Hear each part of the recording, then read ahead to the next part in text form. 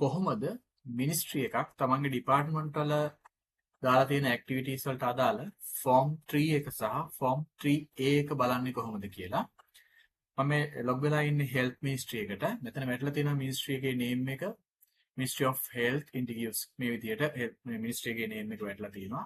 අපි මුලින්ම යන්න ඕනේ මෙතනදී ඇක්ටිවිටීස් කියන තැනට. එතකොට අපි ෆෝම් 3 එක සහ ෆෝම් 3A එක බලන්නේ තමන්ගේ ඩිපාර්ට්මන්ට් සියල්ලගෙන්. ඩේටා ටික මෙතනට ඇවිල්ලා තියෙනවා. ඒක බලනවා නම් බලන්න තමයි චෙක් කරගන්න අවශ්‍ය නම් අපිට යන්න පුළුවන් වෙන්න ඇක්ටිවිටි සබ්මිෂන් කියන තැනට. මේ ඇක්ටිවිටි සබ්මිෂන් කියන මෙනු එකට ගියන් පස්සේ මෙතනින් මෙන්න මේ වගේ වින්ඩෝ එකක් ඔයගලන්ට පේනවා.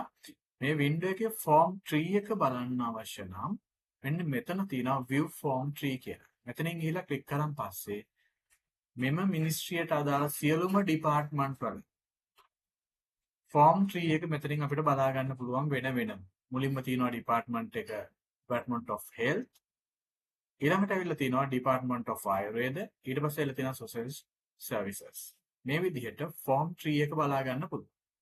ඒ වගේම අපි යනවා නම් ෆෝම් 3A එක බලන්න. ඒකත් මේ විදිහමයි මෙතනින්මයි. මෙතනින් තියෙනවා මෙන්න මෙතන view form 3A. එතකොට මෙන්න මෙතෙන්ට ගියාට පස්සේ තමන්ගේ යටතේ තියෙන සියලුම ඩිපාර්ට්මන්ට් වල ෆෝම් 3A එක මෙතනින් බලන්න පුළුවන්. එන්න මේ විදිහට බලන්න පුළුවන්. මුලින්ම හෙල්ත් ඩිපාර්ට්මන්ට් එකේ තියෙන ෆෝම් 3A එක මේ සියලුම ඇක්ටිවිටීස් ටික ඊට පස්සේ ආයුර්වේද දෙපාර්තමේන්තුවේ මේ විදිහට බලා ගන්න පුළුවන්. එහෙම නැතුව ඇක්ටිවිටි ක්‍රියේෂන් කියන තැනට ගිහිල්ලා බලන්න උත්සාහ කරන්න එපා මිනිස්ට්‍රි ලෙවල් එකේදී.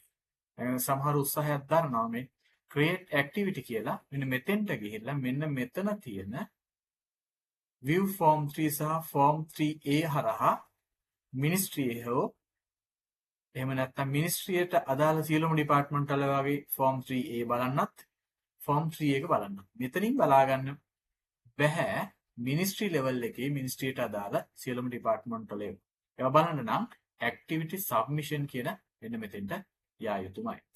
right මේ විදිහට මිනිස්ට්‍රි ලෙවල් එකේදී form 3 සහ form 3A එක බලන්න පුළුවන්.